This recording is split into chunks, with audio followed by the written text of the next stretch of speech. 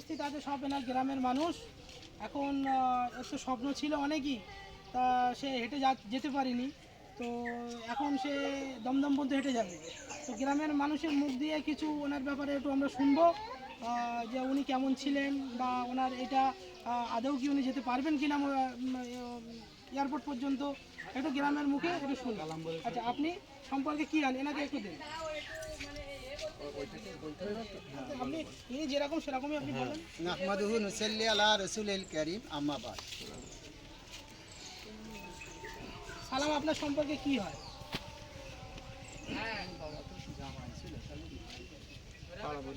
আচ্ছা, প্রতিবেশী হিসাবে, আত্মীয় হিসাবে আমার ভাই। ওর বহুদিনে একটা স্বপ্ন ছিল, আজ না বহুদিন আগে থেকে একটা স্বপ্ন ছিল, ও একটু হজ পাকে যাবে, আল্লাহ নবীর রওজা মোবারক দর্শন করবে।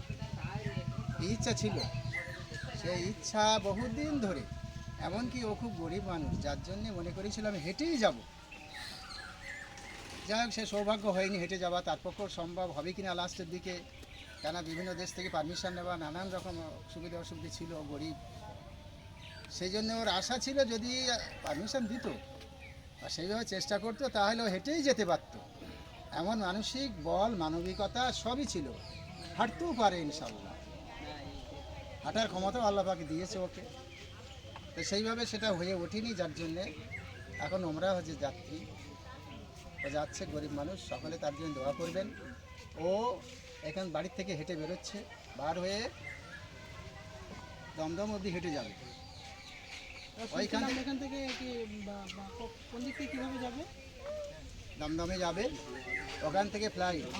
ভাঙর তো না, মানে এটা ঘটকপুকুর হয়ে ওই সাইডে হাতিশালা হয়ে তারপর যেতে হবে, নিউ টাউন হবে। নির্দিষ্ট টাইমে ফ্লাইট থাকবে, সে ফ্লাইটে যাবে।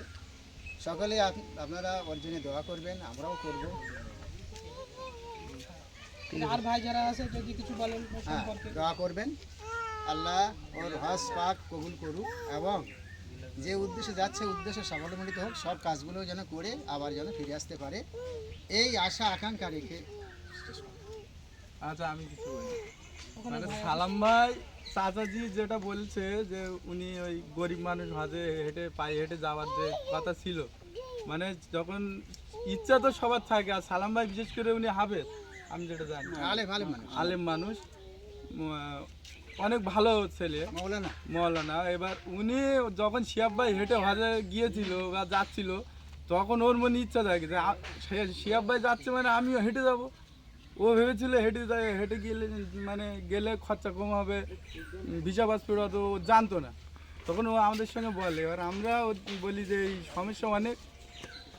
ও তখন বলল যে আমি তো নিয়ত করে ফেলেছি।